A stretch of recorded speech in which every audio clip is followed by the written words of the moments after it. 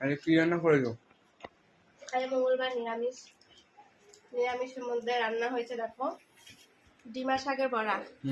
ডিমা শাকের বড়া করেছি, সকালে আলু সিদ্ধ করেছিলাম রয়েছে একটু, আর করে নিচ্ছি এরকম লাউ শাক, বড়ি, আলু, বেগুন টেগুন দিয়ে পটল দিয়ে লাউ শাক রান্না করেছি। আর করে নিয়েছি পনির আলুর রসা। পনির আলুর রসা আর করেছি এঁচড়ের কোপ্তা। এঁচড় কোপ্তা আর আছে ভাত।